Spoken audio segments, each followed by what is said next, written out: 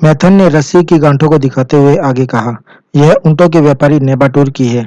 जब वह कोई बड़ा रेवड़ खरीदता है और उसे इसके लिए पैसों की ज़रूरत होती है, तो वह मुझे यह रस्सी दे जाता है और मैं उसे ज़रूरत के मुताबिक उधार दे देता हूँ।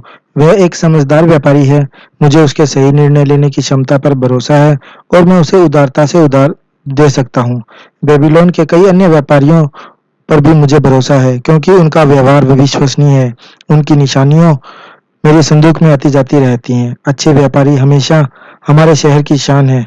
व्यापार में उनकी सहायता करने में मुझे तो लाभ होता ही है, बेबीलोन भी समृद्ध होता है। मैथन ने फिरोजे में उभरी हुई बीटल की आकृति को उठाया और उसे हिराकत से फर्श पर फेंक दिया। मिस्र का कीड़ा, यह जिस लड़के का है उसे मेरा पैसा लौटाने की जरा भी परवाह नहीं है। जब मैं उसे याद दिलाता हूँ तो वह जवाब देता है, मैं आपका कर्ज कैसे चुका सकता हूँ जबकि बदकिस्मती मेरे पीछे हाथ धोकर पड़ी है। आपके पास बहुत पैसा है, मैं क्या कर सकता हूँ। यह निशानी उसके पिता की है। उनकी आमदनी सीमित थी, परंतु उन्होंने अपने पुत्र के व्यापार के लिए अपनी जमीन तथा मवेशी गिरवी रख दिए। युवक को पहले तो सफलता मिली, परंतु बाद में वह ढेर सारी दौलत हासिल करने के चक्कर में अति उत्साही बन गया। उसमें अनुभव की कमी थी, इसीलिए उसका धंधा चौपट हो गया। युवक महत्वाकांक्षी होते हैं।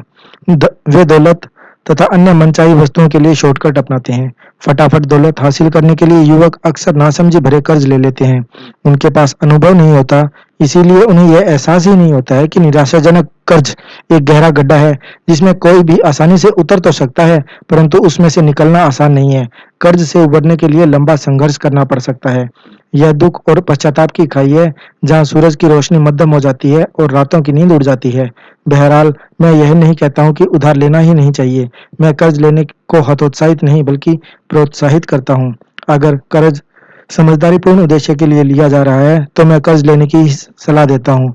मुझे भी व्यापारी के रूप में अपनी पहली सफलता कर्ज लेने के बाद मिली थी। बहरहाल, ऐसे मामले में कर्ज देने वाला क्या कर सकता है? यह युवक निराश हो चुका है और उसकी आमदनी शून्य है। वह हताश हो चुका है। वह कर्ज चुकाने की कोई कोशिश नहीं कर रहा है। मेरा दिल नहीं चाहता है कि मैं उसके पिता की जमीन और मवेशी छीन लूं। रोडन ने कहा, आपने मुझे बहुत कुछ बताया है और आपकी बातें मुझे बहुत दिलचस्प लगी हैं, लेकिन मुझे अब भी मेरे सवाल का जवाब नहीं मिला है। क्या मुझे अपनी बहन के पति को अपनी 50 सोने की मोहरें उधार देने चाहिए? ये मोहरें मेरे लिए बहुत महत्वपूर्ण हैं। तुम्हारी बहन बहुत बढ़िया महिला है जिसका मैं काफी सम्मान करता हूँ। अगर उसका पति मेरे पास आए और मुझसे सोने की 50 मोहरें उधार मांगे, तो मुझे उससे यह पूछना होगा कि वह इनका क्या करेगा। अगर वह जवाब देता है कि वह मेरी ही तरह व्यापारी बनना चाहता है और हीरे जवाहरात तथा दुर्लभ सजावटी सामान का कारोबार करना चाहता है, तो मैं उससे यह पूछूंगा कि तुम्हें इस व्यवसाय का कितना ज्ञान है। क्या तुम जानते हो कि सबसे कम कीमत पर यह सामान कहाँ खरीदा जा सकता है? क्या तुम जानते हो कि अच्छी कीमत पर यह सामान कहाँ बेचा जा सकता है? क्या वह इन सवालों का जवाब हाँ में दे सकता है? नहीं, वह नहीं दे सकता, रोडन ने स्वीकार किया। हालांकि उसने भाले बनाने में मेरी काफी मदद की है और कई दुकानों में भी मदद की है। फिर मैं उससे कहूंगा कि उसका उद्देश्य समझदारीपूर्ण नहीं है। व्यापारियों को व्यापार करना आना चाहिए। हालांकि उसकी महत्वाकांक्षा उचित है, परंतु यह व्यावहारिक नहीं है, इसीलिए मैं उसे धन उधार नहीं दूंगा। परंतु मान ले वह यह कहे, हाँ, मैंने व्यापारियों की काफी मदद की है। मैं जानता हूँ कि स्मरना तक की यात्रा कैसे की जाती है और वहां जाकर गृहिणियों के हाथ से बुने गलीचों को कम कीमत पर कैसे खरीदा जा सकता है। मैं बेबीलोन के कई अमीर लोगों को भी जानता हूँ जिन्हें मैं भारी मुनाफे पर ये गलीचे बेच सकता हूँ। इस पर मैं उससे कहूंगा, आपका उद्देश्य समझदारीपूर्ण है और आपकी महत्वाकांक्षा सम्मानजनक है। मैं आपको खुशी खुशी सोने की 50 मोहरें दे दूंगा, परंतु बदले में मुझे कोई ऐसी चीज चाहिए जो इन मोहरों को लौटाने की गारंटी दे सके। लेकिन अगर वह कहे कि मेरे पास गिरवी रखने के लिए कोई चीज नहीं है, तो मैं एक सम्मानित व्यक्ति हूँ और मैं आपको कर्ज के बदले अच्छा सूद दूंगा, तो मेरा जवाब यह होगा, मैं सोने की हर मोहर का ख्याल रखता हूँ। अगर समन की यात्रा जाते समय डाकू आपसे सोने की मोहरें छीन ले या लौटते समय अगर वे आपसे गलीचे छीन ले, तो आप मेरा कर्ज नहीं चुका पाएंगे और मेरा सारा पैसा डूब जाएगा। रोडन धन से साहूकार का व्यापार चलता है। इसे उधार देना आसान है। अगर इसे नासमझी से उधार दिया जाता है तो उसका वापस लौटना मुश्किल होता है। समझदार साहूकार उधार देते समय जोखिम नहीं लेता है। वह सुरक्षित भुगतान की गारंटी चाहता है। उसने आगे कहा, मुश्किल में फंसे लोगों की मदद करना अच्छी बात है।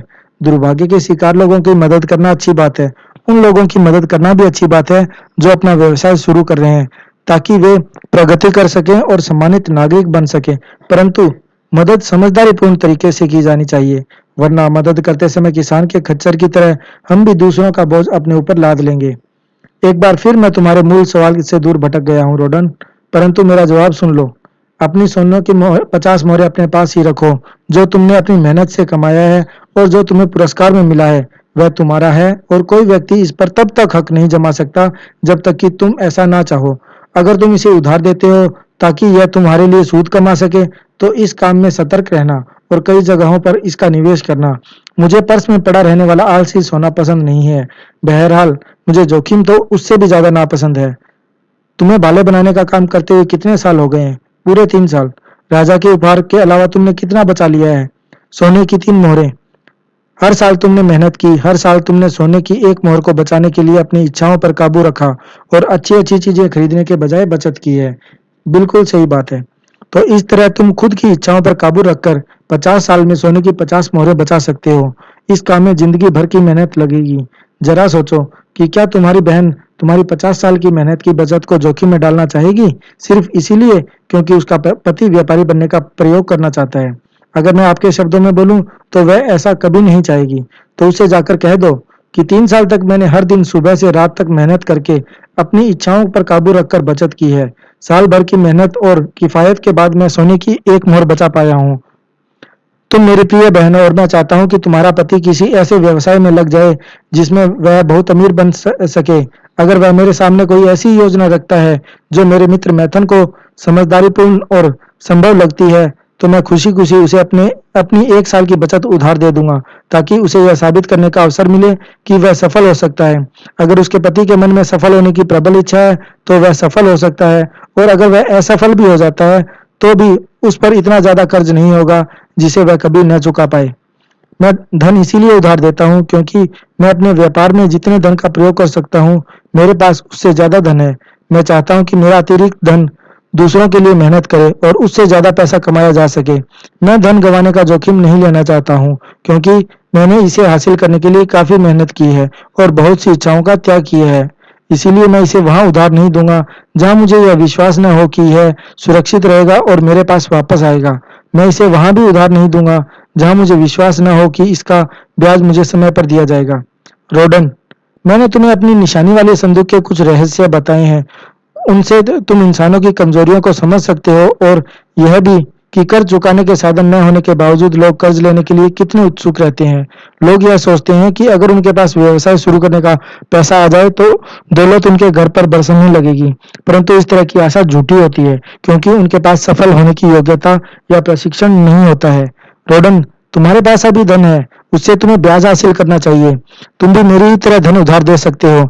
अगर तुम अपने खजाने को सुरक्षित रखोगे तो यह तुम्हें बहुत सा धन कमा कर देगा।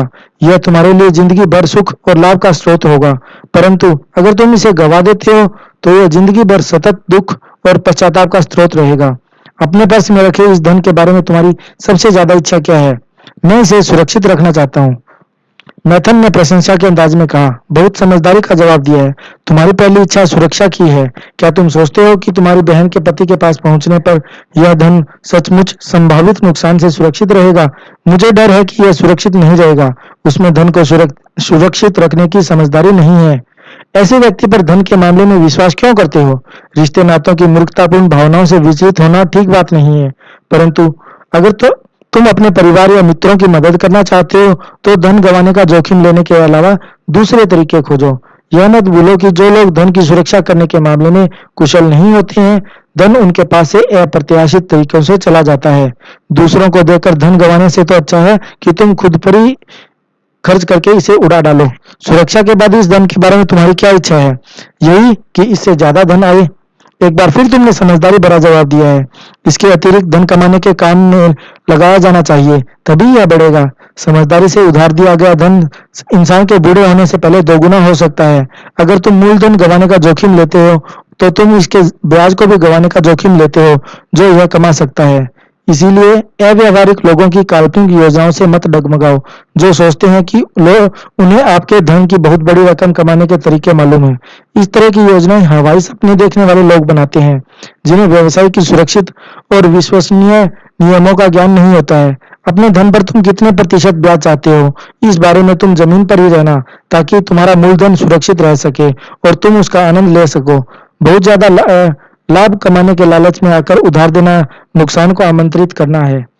खुद को ऐसे लोगों और योजनाओं से जोड़ो जिनकी सफलता प्रमाणित हो चुकी है, ताकि तुम्हारा मूलधन उनके कुशल प्रयोग से अच्छी कमाई करे और उनकी समझदारी तथा अनुभव द्वारा सुरक्षित रहे।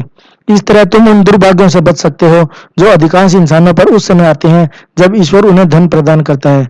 जब रोडन ने मैथन की समझदारी भरी सलाह के लिए उसे धन्यवाद दिया तो मैथन ने कहा, सम्राट का तोहफा तुम्हारा काफी ज्ञान बढ़ाएगा। अगर तुम सोने की 50 मोहरों को सुरक्षित रखना चाहते हो तो तुम्हें बहुत समझदारी से काम लेना होगा।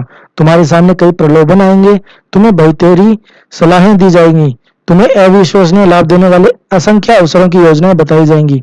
निशानियों वाले संदूक की कहानियों से तुम्हें सचेत हो जाना चाहिए।